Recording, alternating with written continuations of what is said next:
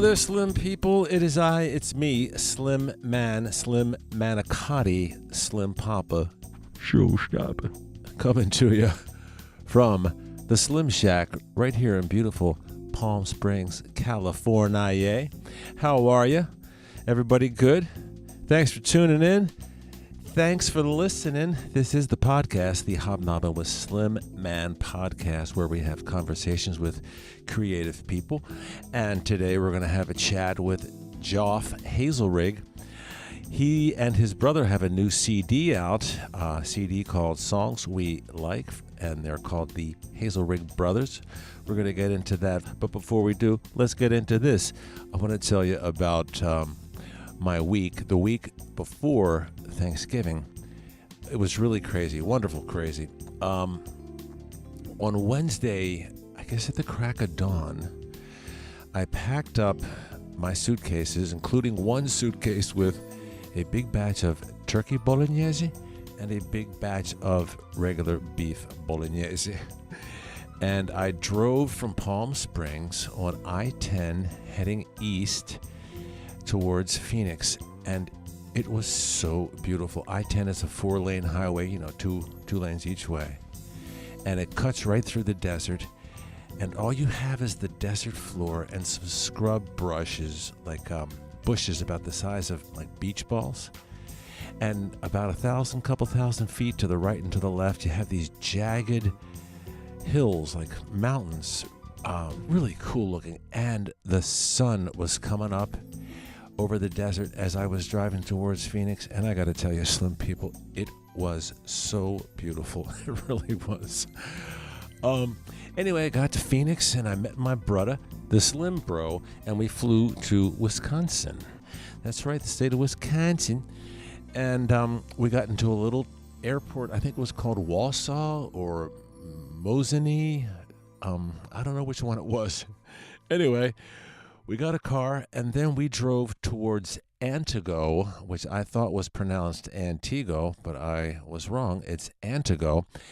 We drove toward this little town where I was scheduled to do a dinner and a concert, and on the outskirts of town, we saw this little bar restaurant, really cool looking. The name was Heartbreakers.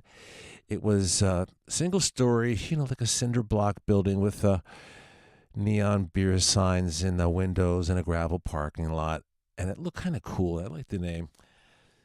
We walked in, and it was like one of these cool little neighborhood bars, with the pool table and a couple of video poker machines, a nice bar, and it was a family place, kids, parents, grandparents. It was really wonderful, and the waitress brought over the menus, and her name was, I don't know, Maddie Ray or something.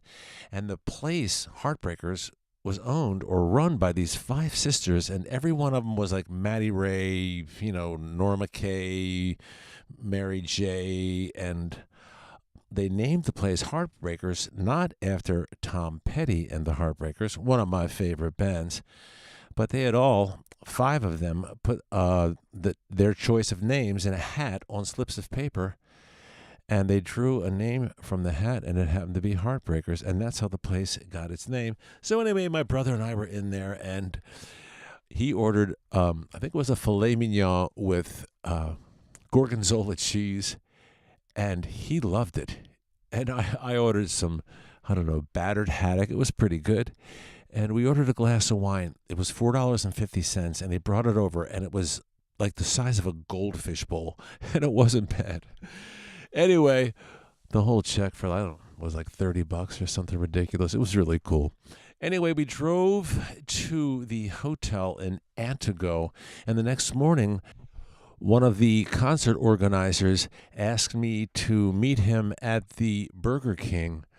I was going to do a radio interview at like 7:15 in the morning. So the next morning I get up and I go to the Burger King, and the interview is actually being held at the Burger King, which was which was really fun and funny. And I'm not making fun. I'm not looking down on it. Really, I've done a lot of radio interviews in a lot of strange places, and I used to have a radio show, and I used to broadcast at this place down in Essex, Maryland, called the Bayou Blues. So I'm not making fun. I'm just saying it was kind of unusual to do a radio interview at a Burger King. And I was just glad to be on the radio, really and truly. And the guy, his name was Gary, did a really good job. It was a country station. I think it was 106 point something. And we had a great time. Talked for about an hour all about the Slim stuff. I told him all about the Ronnie Dunn story, about how we kind of discovered him with the Marlboro Country Music Talent Roundup back in Tulsa, Oklahoma. And we had a great time. And then that night, that Thursday night, my brother and I, we went to cook dinner for a dozen people who had asked us to cook dinner. And so we had to stop by and get some stuff. And I'm thinking, are we going to be able to find the things that we need in Antigo, Wisconsin? So we went to this little place called the Pick and Save. Slim people, they had Belgian endive, arugula. They had romaine lettuce and red romaine lettuce, which I'd never even seen before. They had all this great produce. It was a great little shop, grocery shop right there in Antigo, Wisconsin. And we got everything we needed, and then we took our suitcase full of bolognese, and we drove over to the host and the hostess's house, and we cooked dinner for these folks. It was wonderful. There's about 12 people there. What a wonderful time. These people are so nice, so sweet.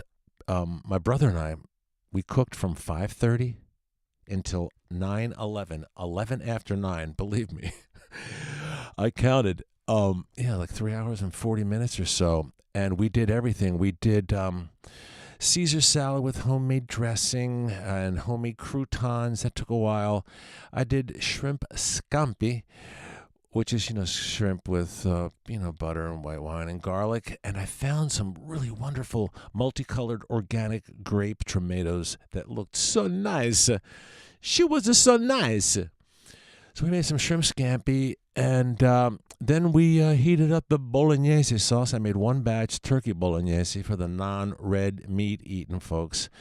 And then I did a regular batch of bolognese with the beef. And the whole dinner was wonderful and marvelous, and we had a great time. And then the next night, I did a concert at the North Star Banquet Hall, I think is what it's called. I think it's just called North Star. It's a banquet hall on one side, and in the middle is like this bar and grill, with the pool tables and the neon beer signs and selling pizza and wings and all that kind of stuff. And then there were some bowling alleys off to the far right, I guess about a dozen or so. It was really charming, really cute. And we played in the banquet hall. I had a couple of guys from a band called Hip Pocket back me up. I started off with some Frank Sinatra Dino stuff from the Young at Heart CD. And then the band came up and we did some Slim Man songs, and the band was really good, I got to tell you. So I did my little set of Frank and Dino, and then I did a little set of Slim stuff, and then Hip Pocket came on. And they are an 11-piece band, 3 female vocalists, keyboards, 4 horns, maybe 5 horns, drums, bass, guitar. Wonderful band doing all dance stuff from, Michael Jackson to Bruno Mars. It was really a great night. And what a great turnout. Way to go, Antigo. Anyway, it was wonderful. Really was. And the next morning, the Slim Brother and I, we drove towards Green Bay, Wisconsin, and as we were driving, they were telling us to be careful of all the deer because it was the beginning of the 9-day deer hunting season in Wisconsin. So my brother and I, we were driving from Antigo to Green Bay, and we were keeping our eye out for herds of stampeding deer, and stray bullets. I just didn't want to get hit in the neck with a stray bullet as somebody was shooting at a deer crossing the road. but I didn't see one deer, and neither did my brother. But we had a great trip to Green Bay, and when we got there, we stayed at a hotel right close to Lambeau Field, which is where the Green Bay Packers football team plays. And we went to do a tour of Lambeau Field, and the tour was conducted by Lynn Dickey, who was a quarterback for the Green Bay Packers back in the late 70s, early 1980s. And there were about 20 of us in this tour, and Lynn Dickey told us all about the Packers and about his experiences with the Packers.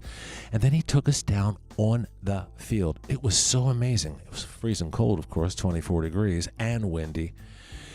But it was just an amazing experience. Green Bay, Lambeau Field, the actual field is about 24 feet below street level. So when you walk in, you're looking like down in a pit as if you were, I don't know, looking at some Roman gladiators in a Colosseum. All of the seats, most of the seats in Lambeau are just metal planks. There's no back. It's just like aluminum metal planks. And the acoustics were so loud. So anyway, we did this tour. It was wonderful. And the next day, my brother, the Slim Bro, and I, we went to a Green Bay Packers and Baltimore Ravens football game. It was such a blast. It was freezing cold, of course. It was like 25 degrees at game time with a wind chill of like 19. And it was cold. It was so cold, freezing. Anyway, the Ravens won 23-0. Wasn't a beautiful game, but it was a beautiful experience, wonderful experience.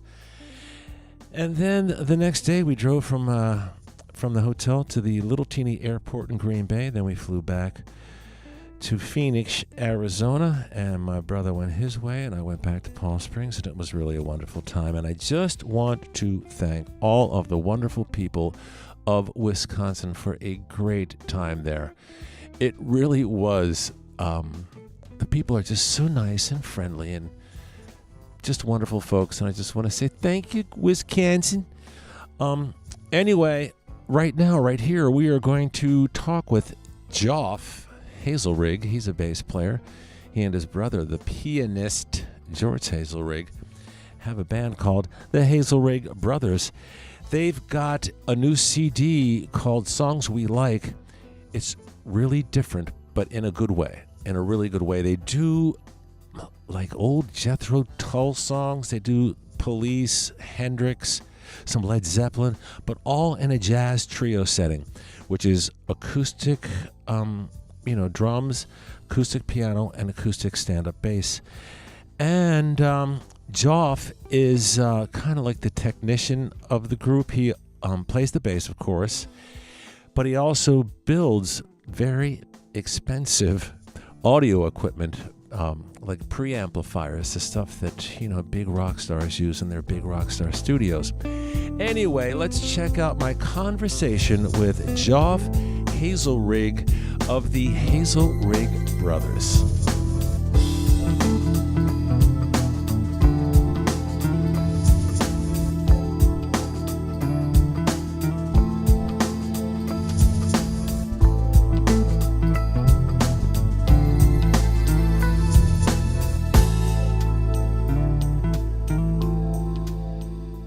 Knock, knock.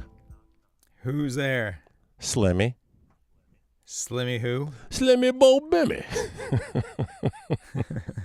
Can you hear me now? Is that where you stop? You don't say King in the Castle and all that stuff? No, that's only in my rap. Oh.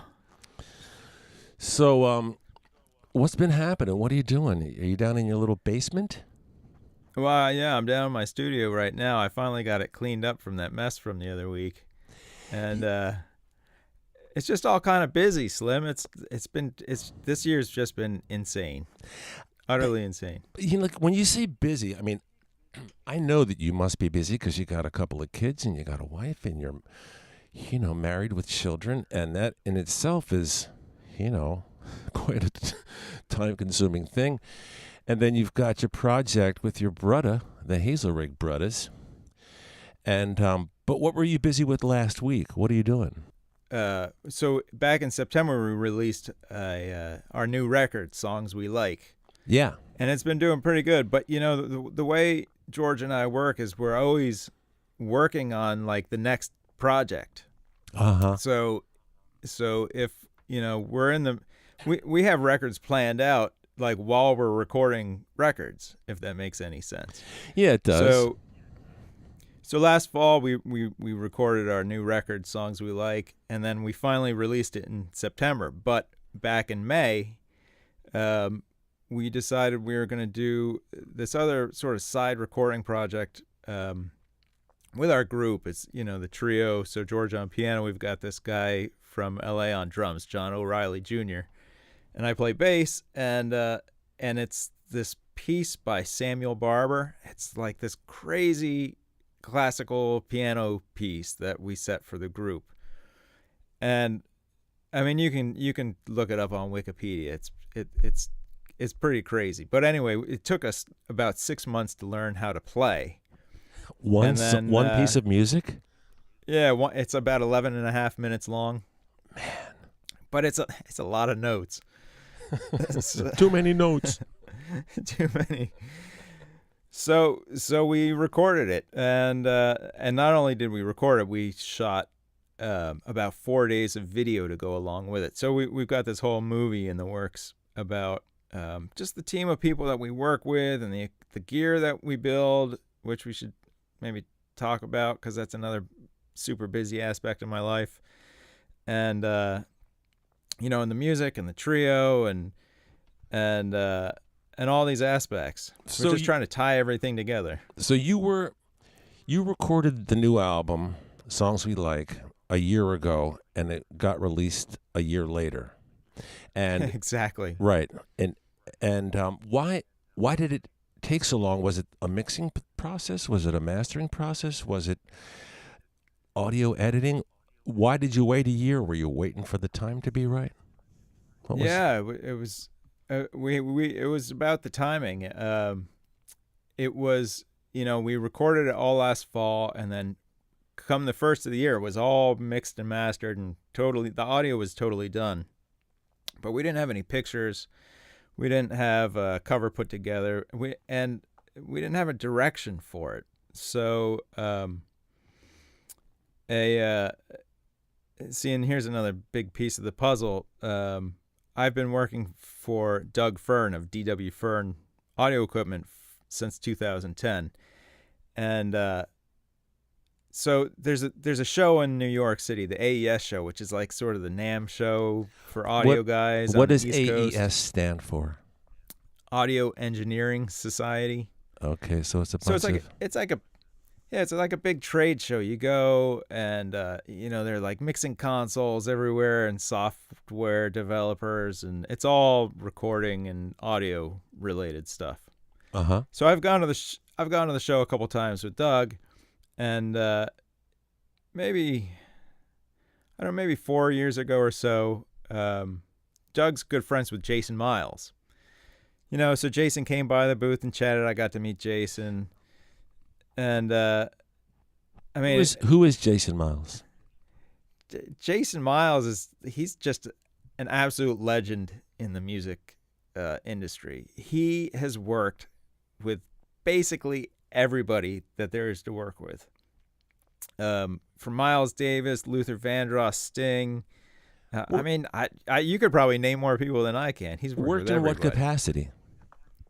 As a producer.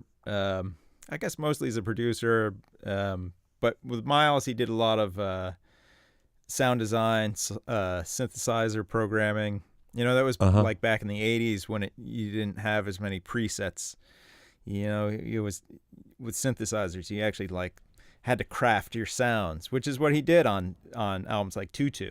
You know. Now, so you're at the AES with Jason Miles. You know, here we are, we're artists and we have a product, but we don't kind of know what to do with it. So Jason was like, okay, here's what we're going to do. We're going to get a team of guys together. You guys need pictures. You need X, Y, and Z.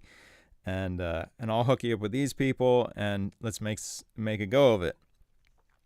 So that's exactly what we did. Through the springtime and the summer, we got our pictures done. We got a lot of people, essentially a team assembled, radio promoter, PR firm, that sort of thing, and and with the idea of a release date. So Jason sort of masterminded the whole thing. This is when we're going to release it. This is how we're going to do it. This is where, the direction it's going to take. And so far it's been great. We've got a ton of airplay across the country, some international airplay, reviews, international reviews, some really glowing reviews. Let's talk about the album. I've been listening to you guys do this kind of stuff, and for people that aren't familiar with it, I'll give my take on it. You've been sending me these songs over the last 4 years, 5 years. Yeah, a long time. Yeah, it's been a long time, and what they are jazz trio versions: piano, bass, and drums. And you play bass, and your brother George plays piano, and John O'Reilly plays drums, and you're doing Hendrix songs, Led Zeppelin, Jethro Tull. What drew you to that? It comes back to the name of the record, Songs We Like. So first of all, there's songs that we enjoy playing and have played for well over 20 years. And then it's music, it's material that's instantly accessible. With a lot of jazz records, you release it and you sort of ask your audience to learn the material. You're asking them to make a time commitment to it. Yeah. And this, I know that song. Oh yeah. One of the reviews, I remember someone said, I find myself singing along with a song, but it's not, again, it's not like they commit all this time to learning the record. You turn it on and it's like, oh yeah, I know this song. I can relate to it in a very short period of time. Right. Well, when you think about it, jazz got started, I guess you could say, by playing popular music. Yeah, King Oliver, Louis Armstrong, they were just doing instrumental versions of popular songs, and they were doing. And it wasn't such a stretch. No, right. And I think it was, and jazz for the first 10, 20, 30 years was all, guys doing covers of popular songs with that kind of different take on it, but it was instrumental music of popular songs. And then when you get to the avant-garde 50s and especially in the early 60s, and jazz just it was hard to play and hard to listen to. It was just it was such a challenge, to listen to something that's completely original, completely outside. And I was always wondering why guys didn't do versions of popular songs. And then in the last 10, 20 years, you got smooth jazz, and they're doing versions of old Marvin Gaye tunes, but there's really nothing that they're bringing to it. You know what I mean? It's almost like it's a Muzak version of a popular Al Green song or an old Earth, Wind and Fire tune that really doesn't require much creativity. Like when you guys are playing If 6 Was 9, by Hendrix, it's it's recognizable, but it's at the same time really different. And I think that's that's an accomplishment. It's difficult to do, to take a piece of music and to do it in a way that is refreshing and original, but still kind of compelling and intriguing, so that people aren't all turned off by just guys playing, too many notes, like you said. Right. And we try to pick music that isn't sort of obvious. For instance, that Jethro Tull song, we play it out live, and people they light up because, oh, that's cool, it's Jethro Tull. How often, I don't know of any smooth jazz Jethro Tull versions. Living in the past versions there are out there. It's the record sounds great. you played bass on the Slim Man. What was it? The Bellamy CD. Uh-huh. Yeah, I played I guess electric bass a little bit here and there on a couple little things throughout the years. But yeah, the upright on the Bellamy. Yeah, we did the album. Bellamy CD. It was so much fun. That was the most fun. That was a tremendous amount of fun. Yeah, go into that big studio in Rockville and do the whole thing. For the Bellamy CD, I didn't play bass. You played bass. Kevin Levi played sax. Your brother George played piano, and Johnny Cole played drums. And we went into that big studio, and we just set up everything all out there, and we recorded everything live. We just rolled tape, like not, you know what I mean? Actual tape. I know. Actual tape. And it sounded so great. It really was one of my favorite recordings, maybe my favorite of the Slim Man stuff, just because it was so much fun and the quality was so good. And just to get, you get that feeling, that visceral feeling when you're in a studio and everybody's in the same studio at the same time playing the same songs. And you just get this kind of vibe about it. And for your new CD, were you guys doing, you guys were obviously all in the same room, right? My studio is the basement of my townhouse. And, there are pictures online and people see pictures of it. And then they come down here and they're like, wow, you've been down here. It's a tiny space, Yeah. So what we did, we managed to find a Steinway B from 1887, brought it down here, rebuilt it. And so it's set up, in 50% of the space down here. We bought a drum set. I've got my upright bass, and we've hung acoustic panels everywhere, and the room is essentially tuned up for us to record in at this point. We don't, we do a lot of session work for other artists and whatnot, but we essentially do what we do. I'm not, recording rock bands on the weekends or something here, It sounds so good down there. I mean, I don't know what it is. You got like the magic fairy dust you sprinkle on the carpets or something, but it's a great sound in studio. And, you and your brother have such finely tuned ears. Like you guys hear things that like even dogs can't hear, like the way that you record. And it's an important part of the process for you guys, because reading the back of your album, it's like, you describe, how you did it and what instruments you used, and, this kind of hammers on the piano, and this kind of bass, and you were all in the same place at the same time, and you didn't even use headphones. Right. Well, we're really into the techie end of stuff. Yeah, you are. We spent years and years tuning up the space down here to be able to do that project, essentially to be able to record ourselves and have it kind of come back the way that we want to hear it. We only used 2 microphones for the whole record. 2 microphones? 2 microphones. They're both the same type of microphone. They're AEA R88. Now, to be fair, they're stereo microphones, so it amounts to 4 channels of audio. But yeah, 2 microphones for 3 instruments. We're set up close.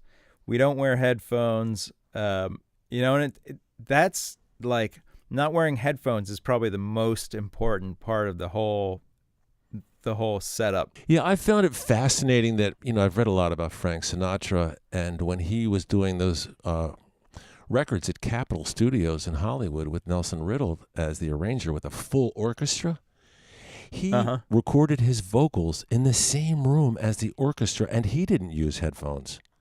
Right. And those are all about performance, He comes in, you guys ready? Let's hit it. Yeah. They nail it. Now, how did you get involved into making your own studio equipment? I mean, that's quite an involved process, from being a young musician bass player to creating a very complicated piece of recording gear. I mean, how did you get into that? I mean, we've always used a lot of vintage equipment, old keyboards and old amps, and just old stuff, and some of it is just old because, you know, we didn't have enough money to buy new stuff. Some of it's old because some of the older stuff really sounds great. But, you know, when things are old, they don't work. They don't hold up as well. So I got into fixing a lot of that stuff and modifying things and making the old sort of new again. And around 2009, I was hanging out at a jam session not far from here and talking with another bass player who was sort of an engineer and into some of this tech stuff. And he's like, oh, you like to build, you know, compressors and preamplifiers and all this other stuff. You should go work for this guy, D.W. Fern. You know, he's only like an hour from here. So I'm like, D.W. Fern, I've heard of that stuff, but I've never heard the equipment. I'm not familiar with it. So I went home. I mean, I probably went home that night and looked it up online. I was like, oh, yeah, this is cool. And he's looking for guys to assemble. So I email him. I say, hey, you know, I built a bunch of things. You know, I'd be interested in coming to work for you. So he and I got together and we talked for, you know, I went out to his house and we talked for a couple hours. And that's, you know, 2010 was when I started building D.W. Fern equipment. D.W. Fern audio equipment is probably the most expensive audio equipment on the market. But this stuff, it's built absolutely, it's just unbelievable. The front panel is a 1/4-inch milled aluminum piece with this beautiful red paint on it. Big knobs, big meters, big switches. Everything is built to last. All these units are hand wired. You open them up and they're like art on the inside. You know, everything is just pristine. So when you say they're the most expensive, like what is the most expensive preamp? So, so probably the most expensive thing we make a 4-channel microphone preamplifier that actually I'm talking through right now, and it sells for $9,150. Who's buying all this high-end stuff? A lot of high-end artists, high-end studios, broadcast guys. Say that again. Voiceover, broadcast, voiceover artists. Oh, yeah. Okay, gotcha. Yeah. Coldplay own our preamps. Colin Hay from Men at Work has bought. Jason Miles owns a ton of our stuff. That one vocal that Sting cut on She Walks This Earth, that Yvonne Lynn's record, yeah, was cut through one of our VT1 preamps. Yeah, I mean, that won best male vocal of the year.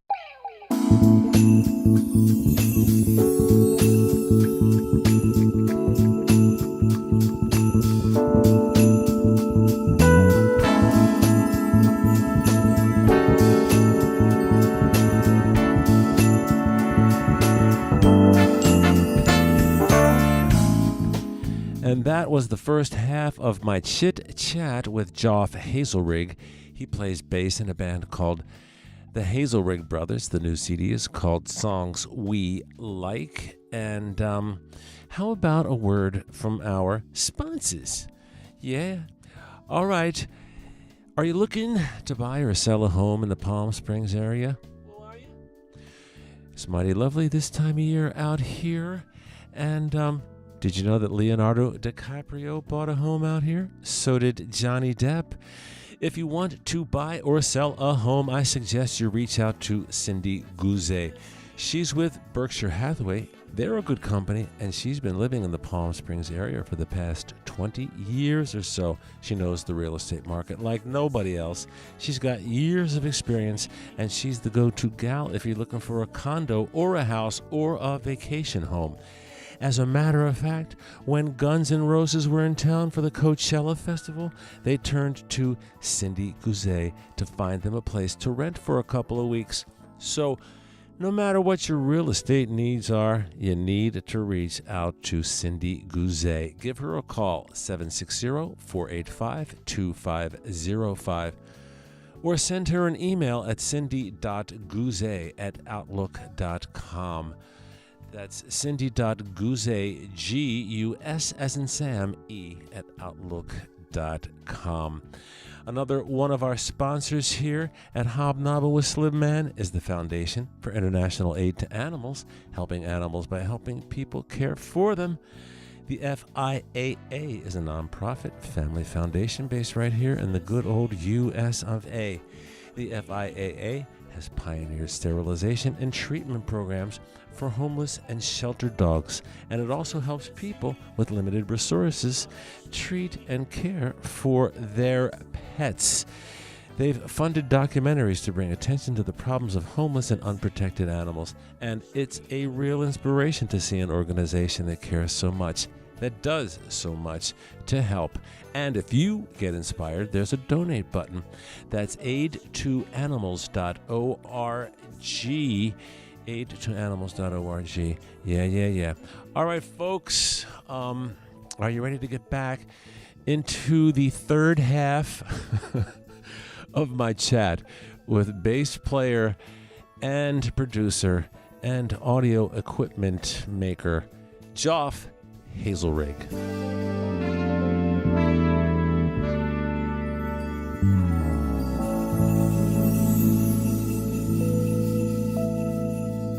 Back in the day, you would have guys, promoters, that would just fall in love with a band and put them like in the Fillmore East or put them in the Monterey, the Monterey Right. Pop Festival. You would have people that would just fall in love with a band and say, "Oh, this has to be out there." And what would happen was that's how the Hendrixes and the Janis Joplins and all those people got signed, was from someone believing in them enough to put them on a bill. And now it seems that you, as an artist, I as an artist, most people who are musicians, they have to build it first. You know what I mean? You have to get the numbers Right. before anybody's gonna, come and book you. In other words, it's like, people are looking at, what are your YouTube views? What are your Facebook followers? How many do you have? What's your Instagram? I was at a podcast seminar with Adam Carolla. He's a pretty famous comedian. He's got the world's most popular podcast. He did a seminar in California, and he was talking about, sometimes we sign other podcasts to come onto our network. And he said, we just signed a gal that had a podcast, and she had, a couple 100,000 followers on Instagram, and that's why we signed her. He didn't mention if she was any good. He didn't mention what this podcast was about. All that really mattered to him were the numbers. Rollerblades were popular for a while. It doesn't mean that they were any good, until people started breaking their necks and stuff. There were a lot of things that were popular that just because they're popular doesn't mean they're any good. Does that bug you? You know what I mean? When you... Well, yeah. I mean, the problem is these guys none of these people are making decisions for themselves. For instance, how many followers do you have on Instagram? Well, here's my criteria for booking. If they have over 100,000 followers on Instagram, then I book them. That's not a tactile decision that it's like, oh, I can actually speak to the music or speak to the content or whatever I'm dealing with. It's, that it's just you've removed the actual decision of, is it good or is it bad? Yeah, right? Is this something I want to bring to my audience or not? You played bass on the Bellamy Slim Man CD, the Slim Man Bellamy CD, and comparing your bass playing to the stand-up, acoustic bass playing you're doing now, you really have grown, not so much in technique, but the way that you have played on this new CD is just so much more expressive. It just seems to me more emotional. I don't know. Are you going through an emotional? I mean, I'm you going through a midlife crisis over there, Geoff? The songs are really hard for me, not just on a technical level. Right. I just get so I get so choked up when I play. If 6 was 9, I just brings it out of me. But I mean, that was what, 13, 14 years ago when we recorded that stuff. Yeah. You become a different. Think about your first 14 years as a bass player. You know what I mean? Right, you go from not knowing anything to knowing a whole lot of stuff. How did you get started playing bass? I started playing bass when I was probably in 8th grade, which would make me like 13. But I started playing electric bass, you know? And I played that for a long time. I played it. I went to college to study playing electric bass, where I took lessons with Gerald Veasley. Yeah, Gerald Veasley, which is pretty. What a great experience to have as a young musician to have that sort of exposure to somebody on that level. But I played electric bass for a long time, and then at one point, I guess later in college, I got an upright, but I never really studied upright seriously until I bought my current instrument in 2010, and then you carry a lot of the concept of playing bass, of what you're supposed to do playing electric. I can carry that over to the upright. But a lot of the technical stuff doesn't carry over. So I had to take some lessons and learn my way around with a bow a bit, and it takes time. It's a process to thoroughly learn an instrument. Yes, think about it. Somebody plays electric guitar, and they switch over to acoustic guitar. It's like, big deal. You know what I mean? Right, same strings, same notes, same stuff. Same size, same frets, same everything. You switch from electric bass to an acoustic bass, and all of a sudden, it's a completely different experience. I mean, it's like 4 times the size. I know. Like, how do you carry that thing around? I mean, it's huge, right? Yeah. Lucky for me, I have a decent sized car now. But when I had my Toyota Camry, I used to put it in the front seat. And one day I'm throwing it in the front seat of my car, and my neighbor walks up. He said, "If I hadn't seen you do that, I never would have believed that you could fit that thing in there." Is it a pain in the ass to carry it around, or are you just like, it's just what I got to do? It's not so bad. Yeah, it's part of the gig, Yeah. Are you still cooking? Oh yeah. In fact, so one of the things that you taught me to make was that leek potato soup. Oh, the potato leek soup. Yeah. Yeah. Which my kids go crazy for. So we actually made that Saturday night. I just made that, and I just finished it for lunch today. It's so good. The thing I love about that soup, at this point, like I don't even, you're like, 4 cups of this, 4 tablespoons of that, whatever. At this point, I don't even measure anything. I go to the store, I buy potatoes, I buy some leeks, I buy some chicken stock. I come home, and I essentially throw it, just no measuring. I just throw it all in the pot and cook it, and it comes out great every time. Yeah. So, how's your dad? He's good.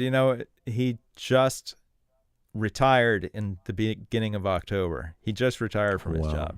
Did your dad have a lot of influence on you as a young musician? Was he involved in music? I mean, how did he get in? He's an engineer. He's really technically minded, by nature. It's interesting that a scientist like your dad, an engineer, would how did he have 2 kids that both of them got involved in music? Do you know what I mean?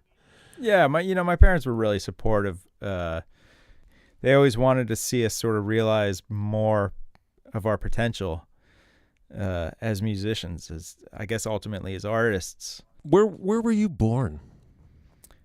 In Princeton, born and raised in Princeton, which is Princeton, New Jersey, which is like an intellectual hotspot.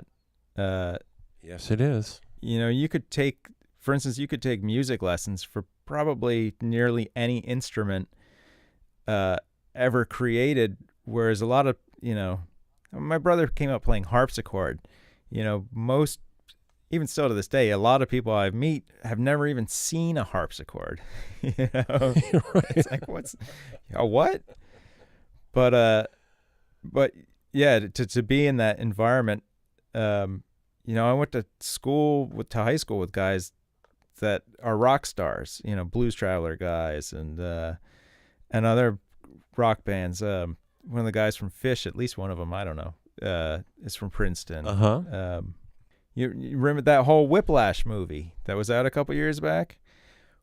Oh, yeah. That the person who wrote that movie went to the same high school. Oh, yeah. It was sort of loosely based on the band director from my high school.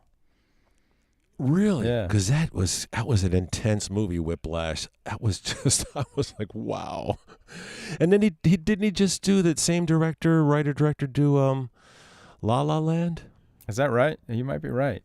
Yeah, I think so. The guy that did Whiplash did La La Land with I saw that. It was good. So you have been involved in two of my favorite Slim Man projects. Of course, we talked about the Bella Mia CD. Yeah, but that Christmas record? And which one of them? oh, the Christmas record. I love it. I know. The Christmas Eve. When we talked about this, I actually pulled it up and listened to someone. It's, man, that was a fun record. That was just a, you know, like it vibes so incredibly well. You know? Yeah. You did a great job on it, and it was you know, it was just I don't know, the way the Slim Man Christmas Eve record sounds is just, you just came up with, I don't know, and when you're mixing records, and for people that don't know what mixing is, that's when you determine the volume and the tone of each individual instrument. So as you're mixing, you'll turn the drums up, turn the bass down, turn the vocals up, turn the horns down, whatever you want to make it sound good. Turn up the good stuff and turn down the bad stuff. Yeah, right. When you're mixing, you have such a great ear, and are you worried that all of your efforts with all of this high-end gear and this incredible recording process with these magnificent instruments is going to fall on deaf ears? You know what I mean? If people are just going to kind of listen to it on something else? I think there are two answers to that. Number one is, you know, we try to make the recording so good that when you listen to it back on your iPhone with your, you know, $5 earbuds, that it still sounds good, that you still get a good listening experience. I think the flip side of the coin is that if you know, for the people that really do care about their listening experience, it's that much better. You know what I mean? So yeah, it is.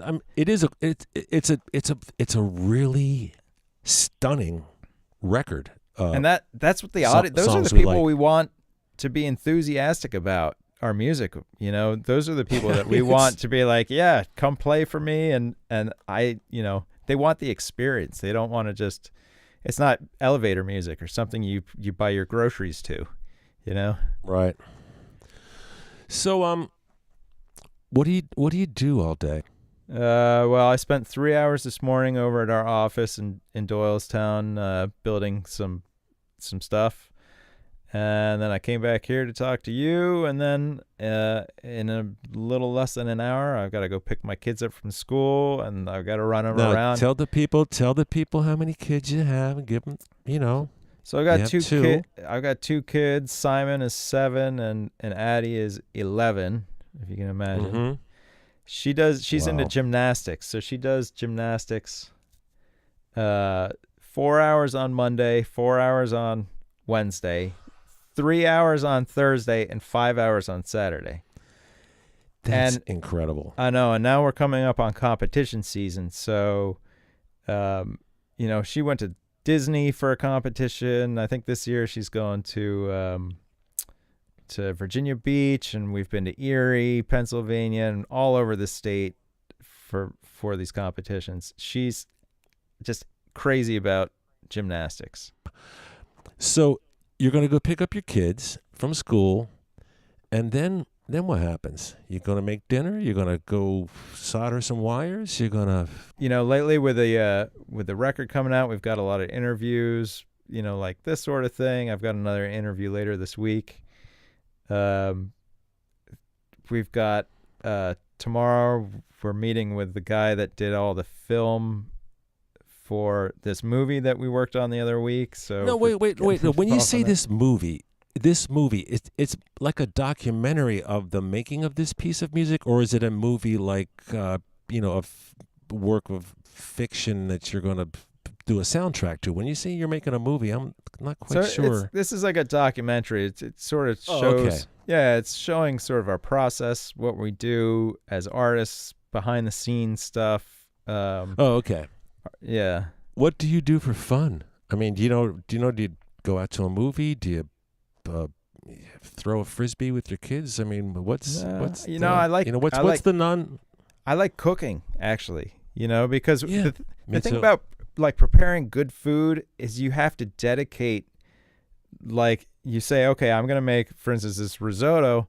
I have to dedicate the next hour or plus into preparing the food, into paying attention to every minute of preparing, of cooking, of, making a meal. So it's a real process, Well, Geoff, thanks for talking to me. I appreciate it. I really like the CD. It's called Songs We Like. It's the Hazelrigg Brothers. And good luck with everything. And, tell Mel and the kids I said hello, and give your brother my best and your dad. And, let's talk soon. If there's anything I can do for you, let me know. Yeah, cool. Thanks for having me on, Slim.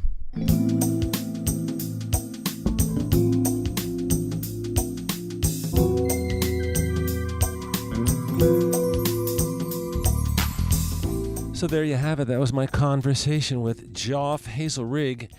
He's a technician. He's a musician. He's got a new CD out with his brother George called the Hazelrigg Brothers. That's the name of the band. The name of the CD is Songs We Like. And I got to tell you, Slim people, it is one of the best sounding CDs in terms of quality that you're ever going to hear. Just the sheer quality of the sound is amazing. All right, Geoff and I have worked on a bunch of Slim Man projects. One of my favorites was the Christmas Eve CD. Geoff mixed it, and I think he might have played a couple of instruments on it. I know that his brother George played Hammond B3 and Wurlitzer and piano and electric piano. Really, really good stuff. One of my favorite CDs. And Geoff had a big hand in making it sound so good. So I thought maybe I would play a song from that CD. Here's the title track from the Slim Man Christmas Eve CD. And it goes a little something like this.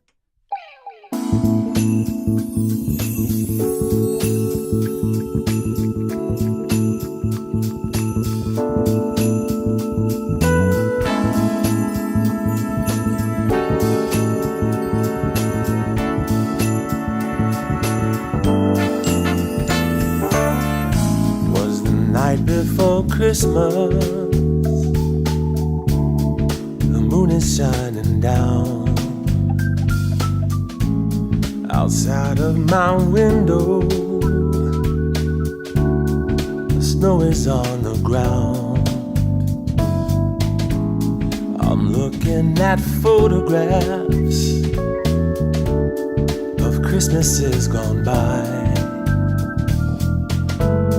I wish you were here with me by the fireside. And it's Christmas Eve. You should be with me underneath the mistletoe. And it's Christmas Eve. Both of us should be being angels in the snow this Christmas Eve.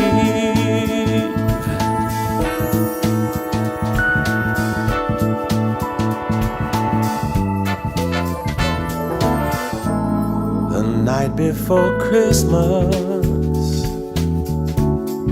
stars are clear and bright.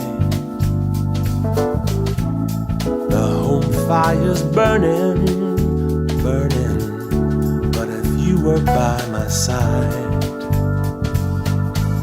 we could be singing Christmas songs around the Christmas tree. I'm hoping that Santa Claus brings you back to me. And it's Christmas Eve, you should be with me, underneath the mistletoe. And it's Christmas Eve, both of us should be, and angels in the snow. And it's Christmas Eve, you should be with me, underneath the mistletoe. And it's Christmas Eve, both of us should be, and angels in the snow. This Christmas Eve.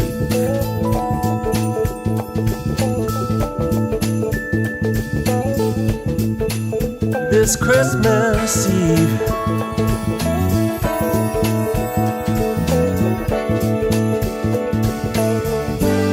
This Christmas Eve.